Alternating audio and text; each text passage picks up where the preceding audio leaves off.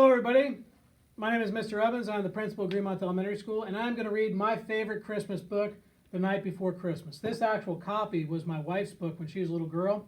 This book was written originally by Clement C. Moore way back in 1822. He wrote this for his children.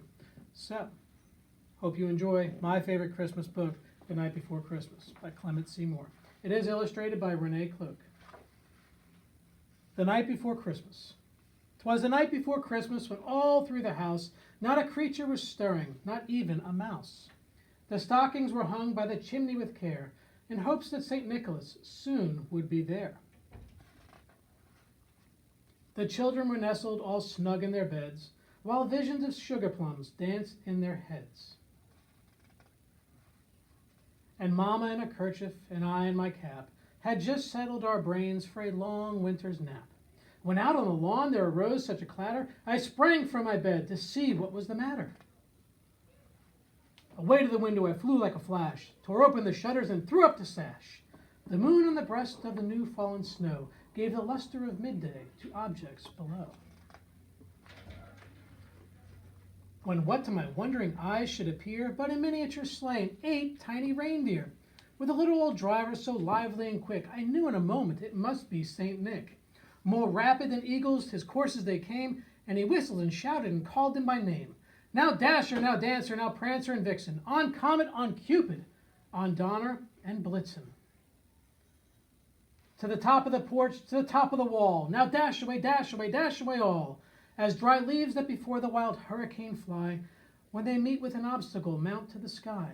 So up to the housetop the coursers they flew, with the sleigh full of toys, and St. Nicholas too. And then in a twinkling I heard on the roof the prancing and pawing of each little hoof. As I drew in my head and was turning around, down the chimney St. Nicholas came with a bound. He was dressed all in fur from his head to his foot, and his clothes were all tarnished with ashes and soot. A bundle of toys he had flung on his back, and he looked like a peddler just opening his pack.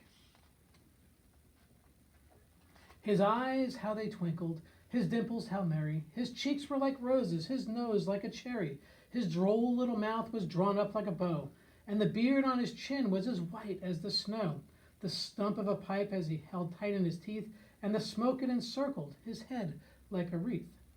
He had a broad face and a round little belly that shook when he laughed like a bowl full of jelly. He was chubby and plump, like me, a right jolly old elf, and I laughed when I saw him, in spite of myself. A wink of his eye and a twist of his head, soon he gave me to know I had nothing to dread. He spoke not a word, but went straight to his work, and filled all the stockings, then turned with a jerk. And laying his finger aside of his nose, and giving a nod, up the chimney he rose. He sprang to his sleigh, to his team gave a whistle, and away they all flew like the down of a thistle. But I heard him exclaim, ere he drove out of sight, "Merry Christmas to all, and to all a good night." Now, boys and girls, I want you to have a very Merry Christmas. I want you to have a great year in the coming year. But before I go, we have a special guest for you tonight. I bring with you... Hi, Hey, Mr. Santa. Evans. How are you, Hello. Santa? Thank you for having me, boys and girls, and thank you, Mr. Evans. Thank you. Boys and girls, I want to remind you something. Just like he read, I want you to stay on that good list, okay? I want you to mind your parents, mind the people that take care of you. And Santa always wants you to remember the golden rule. Treat others as you would like to be treated, and that'll keep you on that good list. Merry Christmas, boys and girls. Merry Christmas to all, and to all a good night. Merry Christmas, Greenmont. Merry Christmas.